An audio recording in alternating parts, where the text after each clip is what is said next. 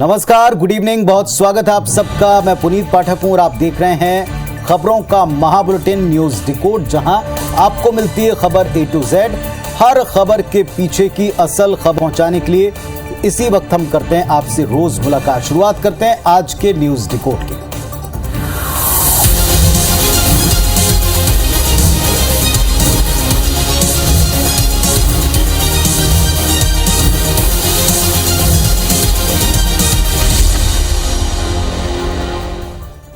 कल सा बड़ा दिन था नतीजों का। गुजरात में नतीजे आए, बीजेपी को बम्पर जीत मिली। हिमाचल में नतीजे आए जहां कांग्रेस पार्टी को जीत मिली और वहां अल्टरनेशन में जनता सरकार बदल देती है, ये एक बार फिर साबित दिखाई दिया। लेकिन इस वक्त भी हिमाचल प्रदेश की सरगर्मियां देश भर में सुर्खियां बने हुए। हिमाचल कांग्रेस में मुख्यमंत्री की कुर्सी पर कौन दावेदार बैठेगा, इस पर घमासान मचा हुआ है। विधायकों की 3 बजे एक मीटिंग होने वाली थी, जो 5 घंटा देरी से अब जब हम बातचीत करें तब शुरू पाए। कांग्रेस प्रभारी राजीव शुक्ला, चीफ ऑब्जर्वर मुख्यमंत्री भूपेश बघेल जो कि छत्तीसगढ़ से गए, भूपेंद्र सिंह हुड्डा, ये इस मीटिंग में शामिल होने शिमला पहुंचे। पार्टी दफ्तर में इस वक्त मौजूद हैं। विधायकों से बातचीत के बाद हिमाचल के सीएम के नाम का ऐलान किया जाएगा। इधर शिमला कांग्रेस कार्यालय के बाहर प्रतिभा के समर्थक उग्र हो गए हैं। उन्होंने कांग्रेस दफ्तर में घेर करके नारे लगाने शुरू कर दिए हैं। समर्थक प्रतिभा को सीएम बनाने की मांग कर रहे हैं। वहीं सुखविंदर सुक्खू भी लंबे इंतजार के बाद पार्टी कार्यालय पहुंचे और उनके आते ही समर्थकों ने गर्मजोशी से उनका स्वागत किया, उन्हें कंधे पर बिठा लिया। ऑफिस के अंदर तक वो इसी अंदाज में ले गए। इस दौरान सुक्खू और प्रतिभा सिंह समर्थकों के बीच में धक्का मुक्की की तस्वीरें सारे देश ने देखी हैं। पुलिस को आखिरकार बीच बचाव करना पड़ा। समर्थकों को संभालने के लिए अतिरिक्त सुरक्षा बल की तैनाती हुई। हरियाणा के पूर्व सीएम भूपेंद्र हुड्डा, प्रदेश प्रभारी राजीव शुक्ला, छत्तीसगढ़ के सीएम भूपेश बघेल राज्यपाल से सरकार बनाने का दावा पेश करने से पहले इसी गुत्थी को सुलझा रहे हैं कि इसका चेहरा कौन होगा, कौन नेता होगा। और उनके साथ प्रदेश का एक भी नेता मौजूद नहीं रहा, ये एक बड़ी बात है। फिलहाल जो परिस्थितियां, जो हालात दिखाई पड़ रहे हैं हिमाचल में, इसे समझना जरूरी है। हिमाचल में हंगामा मचा है। इस पूरे घटनाक्रम के क्या अर्थ निकलते हैं, क्या असर इसका हो सकता है, डिकोड करते हैं। सबसे अहम बात यह, हिमाचल प्रदेश में राजस्थान और मध्य प्रदेश से अलग हालात नहीं दिख रहे हैं। राजस्थान और मध्य प्रदेश में कांग्रेस को बहुमत मिला था, लेकिन सीएम पद का उम्मीदवार कौन होगा, इस पर सिर फुटौल दोनों जगह थे। एमपी में रार इतनी बढ़ी कि बनी बनाई सरकार गिर गई 2 साल के भीतर। राजस्थान में गहलोत और पायलट के बीच की खींचतान जग जाहिर है। सबसे बड़ा सबूत राष्ट्रीय अध्यक्ष के चुनाव के वक्त देखने को मिला। अब हिमाचल की अगर बात करें तो हिमाचल में कांग्रेस के भीतर गुटबाजी खुलकर दिख रही है। शक्ति प्रदर्शन चल रहा है। वैसे तो 6 दावेदारों के नाम लिए जा रहे हैं, लेकिन प्रमुख तौर पर वीरभद्र सिंह की पत्नी प्रतिभा सिंह और पूर्व हिमाचल कांग्रेस अध्यक्ष सुखविंदर सुक्खू 2 दावेदार हैं। अगर पार्टी के शीर्ष नेतृत्व ने इस स्थिति को ढंग से अभी नहीं संभाला तो तय मानिए कांग्रेस में यहां भी वैसे हालात हो सकते हैं जैसे राजस्थान में हैं या जैसे मध्य प्रदेश में बने। अगर ऐसा नहीं हुआ, असंतुष्ट गुट कांग्रेस की सरकार को ढंग से चलने देगा, ऐसा लगेगा नहीं। अब बड़ी चुनौती यही है कि हिमाचल प्रदेश में कांग्रेस अलग अलग गुटों के बीच में तालमेल बैठाए। अब इसके लिए कोई फॉर्मूला निकाला जाता है या फिर समझाइश का दौर चलता है, ये देखना होगा। चलिए, हिमाचल के बाद चूंकि आज का सबसे बड़ा हॉट टॉपिक है, इस पर हमने चर्चा की और कुछ देर बाद स्पष्ट होगा कि इसमें किस नाम पर मोहर लगती है, सहमति बनती है। इधर 2 तारीख को विशेष सत्र में पास हुआ आरक्षण संशोधन विधेयक अभी तक राज्यपाल के हस्ताक्षर के बिना कानूनी शक्ल नहीं ले पाया। इस पर छत्तीसगढ़ में सियासी पारा चढ़ा हुआ है। रिपोर्ट देखिए। छत्तीसगढ़ में आरक्षण संशोधन विधेयक पर अभी तक राज्यपाल के हस्ताक्षर नहीं हो पाए हैं। अब इस पर प्रदेश अध्यक्ष मोहन मरकाम ने भाजपा नेताओं से आग्रह करते हुए क्या कहा है, सुनिए। और हमारी सरकार ने उस पे तुरंत कार्यवाही करते हुए 1-2 तारीख को आरक्षण विधेयक जनसंख्या के अनुपात में हक और अधिकार देने का प्रयास किया। मुहिम राज्यपाल पे उसमें साइन कर देना चाहिए ताकि यहाँ के बच्चों को उसका लाभ मिल सके। कांग्रेस नेताओं के इस बयान पर पूर्व मंत्री केदार कश्यप ने कहा कि केवल चुनाव जीतने के लिए कांग्रेस सरकार ही विधेयक लाई। उन्होंने कहा कि राज्यपाल पढ़ी लिखी और समझदार हैं, उन पर दबाव बनाने की कोशिश कांग्रेस न करे। आनंद फानंद में राजनीतिक लाभ की दृष्टि से भानु प्रतापपुर उपचुनाव को देखते हुए उन्होंने आरक्षण पर जो प्रस्ताव लेकर के आए। राज्यपाल महोदय सक्षम हैं, पढ़ी लिखी हैं, जानकार हैं और वो इस बात को गंभीरता से लेते हैं। कहने का मतलब ये कि आरक्षण पर राजनीति अब भी जारी है। देखना ये है कि राज्यपाल आरक्षण संशोधन विधेयक पर कब तक हस्ताक्षर करती हैं। तो सवाल ये पैदा होता है कि राज्यपाल के विधेयक के ऊपर हस्ताक्षर ना करने का असर क्या हो रहा है और राज्यपाल के क्या अधिकार हैं, जरा इसको आज हम डिकोड कर लें। चूंकि अभी तक आरक्षण संशोधन विधेयक पर राज्यपाल जी के हस्ताक्षर नहीं हुए हैं, तो इसका असर यह दिख रहा है कि छत्तीसगढ़ लोक सेवा आयोग ने राज्य प्रशासनिक सेवा परीक्षा का अंतिम नतीजा रोक दिया है। वहीं राज्य वन सेवा के साक्षात्कार टाल दिए गए। स्कूल में 12,000 शिक्षकों की भर्ती प्रक्रिया खटाई में। छत्तीसगढ़ लोक सेवा आयोग ने राज्य सेवा के 171 पदों पर इस साल परीक्षा ली थी। मुख्य परीक्षा में 509 लोगों को साक्षात्कार के लिए बुलवाया गया था। ये साक्षात्कार 20 से 30 सितंबर के बीच में चला। वहीं 8 से 21 अक्टूबर तक प्रस्तावित राज्य वन सेवा परीक्षा के साक्षात्कार को टाला गया। इस परीक्षा से 211 पदों पर भर्ती होनी है। राज्यपाल का संवैधानिक अधिकार अब इस मामले में क्या कहता है, ये भी आपको बता दें। भारतीय संविधान के अनुच्छेद 200 के अनुसार राज्यों की विधानसभा द्वारा पारित विधेयक को मंजूरी के लिए राज्यपाल के समक्ष पेश किया हो जाता है। ये एक नियम है। राज्यपाल इस पर अपनी सहमति या अनुमति दे सकते हैं, इसे अस्वीकृत भी कर सकते हैं अथवा राष्ट्रपति के विचार के लिए विधेयक को सुरक्षित भी रखा जा सकता है। और अभी इस पर जो उजागर तौर पर कहा जा रहा है कि राज्यपाल महोदय इस पर अपने कानूनी परामर्श के लिए या विधि विशेषज्ञों से परामर्श के लिए इसे रोक कर रखे हुए हैं। लेकिन कई सारा जो हमने पिछली बार डिकोड किया था कि ऐसे कई विधेयक हैं जिन पर परामर्श की अवधि काफी लंबी खिंची और एक टकराव जैसी स्थिति भी दिखाई दी। लेकिन ये एक बड़े वर्ग बल्कि सभी वर्गों के हित से जुड़ा विधेयक है जिस पर स्वयं राज्यपाल जी ने कहा कि वो जल्दी साइन करेंगे। अब इंतजार है कि वो घड़ी कब तक आती है। गुजरात के नतीजों से मध्य प्रदेश में भारतीय जनता पार्टी के नेता बड़े गदगद हैं। एमपी के बीजेपी नेता आने वाले विधानसभा चुनाव में इतिहास रचने का दावा भी से करने लगे हैं। बीजेपी ने आत्मविश्वास से भरे ये जो नजारे हैं, इन सब के पीछे दरअसल उनकी तर्क क्या है, जरा बीजेपी नेताओं को आज हम सुने ताकि बाद में इसका ध्यान रख के सवाल उठा सकें। प्रधानमंत्री नरेंद्र मोदी जी के नेतृत्व में जो एक विकसित गुजरात और अब एक विकसित भारत की कल्पना साकार हो, आज उसी के तहत जो गुजरात की जनता ने भारतीय जनता पार्टी पर विश्वास जताया। गुजरात चुनाव के जो रिजल्ट आए, निश्चित रूप से मोदी जी की लोकप्रियता है। मोदी जी ने जो देश का विकास करने का जो प्रयास किया है, जनता मतदान इसलिए करेगी कि देश को पहली बार ऐसा सशक्त नेतृत्व मिला है। तो साहब, ये एक नतीजे के ऊपर आप रिएक्शन देख रहे थे। वैसे नतीजा तो भानु प्रतापपुर विधानसभा का भी आया। इसके नतीजे आने के बाद में लगा कि बहस खत्म हो जाएगी, लेकिन खत्म नहीं हुई। भानु प्रतापपुर के मुद्दे पर सियासी बयान आज भी जारी रहे। बीजेपी कांग्रेस के बीच में जुबानी जंग थमी नहीं है और अब हार किस वजह से और जीत किस वजह से, इस पर बहस है। भानु प्रतापपुर विधानसभा उपचुनाव में मिली जीत के बाद कांग्रेसी फूले नहीं समा रहे। वहीं बीजेपी ने कांग्रेस पर षड्यंत्र कर चुनाव जीतने के आरोप लगा दिए। पूर्व सीएम रमन सिंह ने कहा कि नोटा का प्रतिशत बढ़ा है, यानी दोनों प्रत्याशियों को जनता ने पसंद नहीं किया। वहीं वरिष्ठ नेता बृजमोहन अग्रवाल ने सरकार पर सत्ता के दुरुपयोग कर चुनाव जीतने के आरोप लगाए। भानु प्रतापपुर उपचुनाव के लिए सबसे पहले मैं श्रीमती सावित्री मंडावी जी को बहुत बहुत बधाई देता हूं। कांग्रेस ने षड्यंत्र करके ब्रह्मानंद नेताम हमारे प्रत्याशी के खिलाफ 3 साल पुराने षड्यंत्र पूर्वक एक मामले पॉस्को एक्ट के अनुसार कार्रवाई करने का प्रोपेगेंडा भी किया, प्रचार भी किया।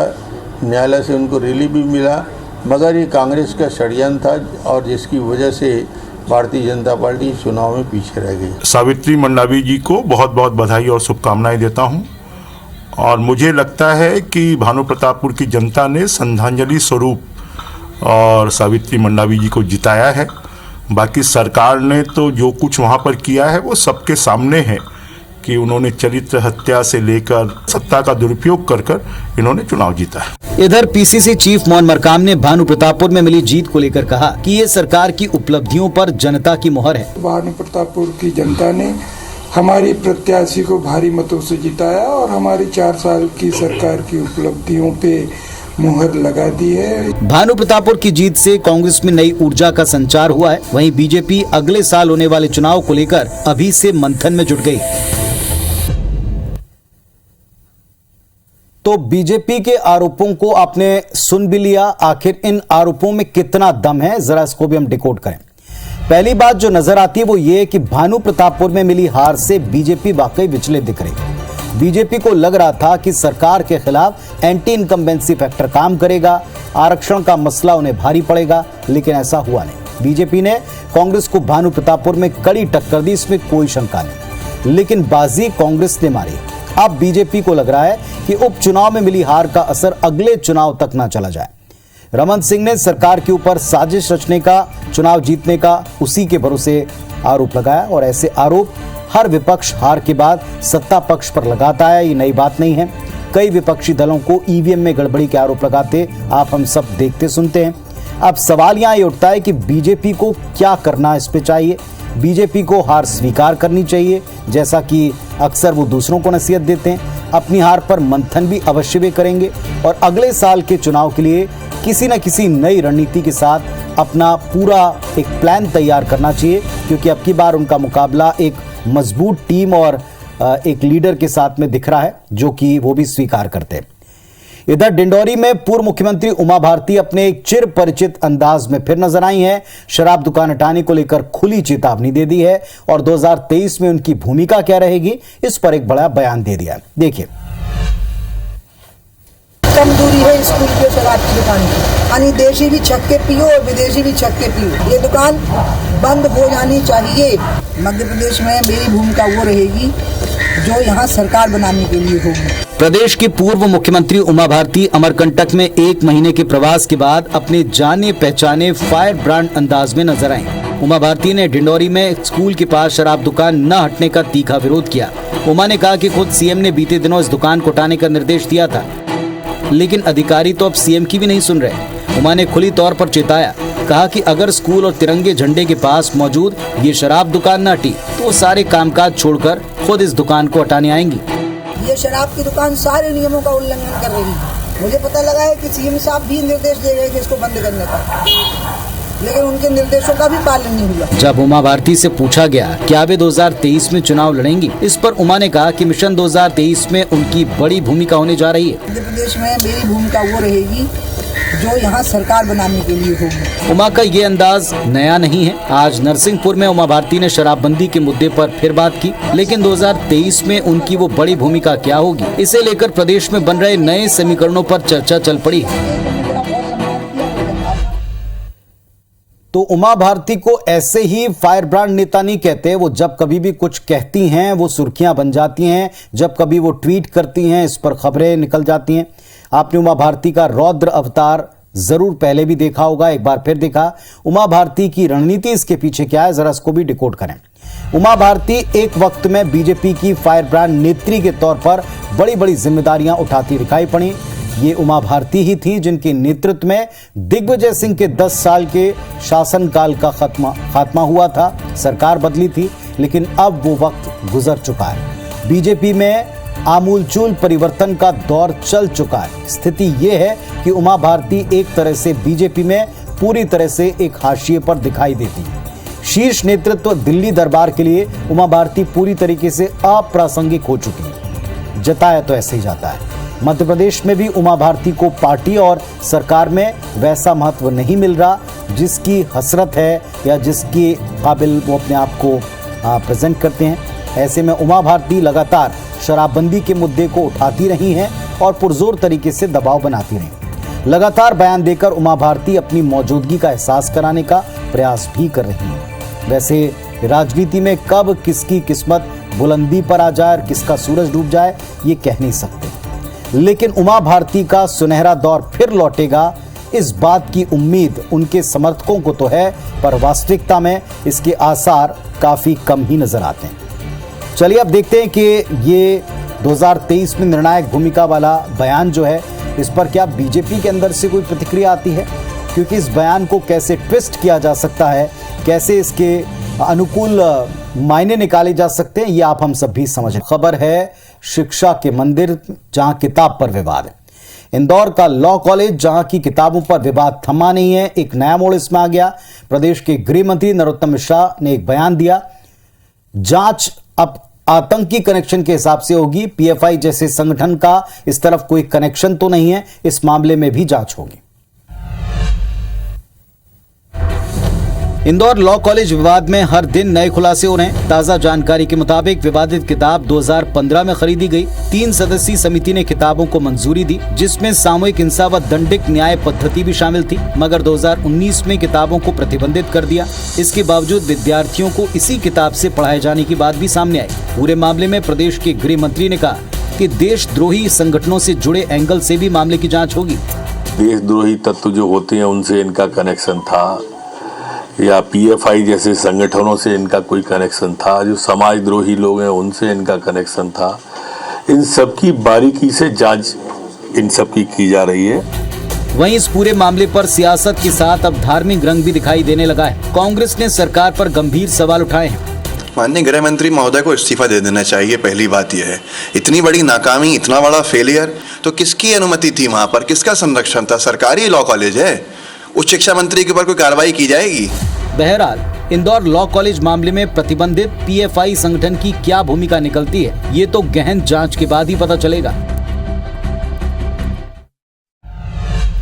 तो साहब, लॉ कॉलेज विवाद की उच्च स्तरीय जांच होगी। जांच में कौन कौन से स्तर के ऊपर किन किन बिंदुओं पर जांच होगी, जरा इसको भी हम डिकोड कर ले।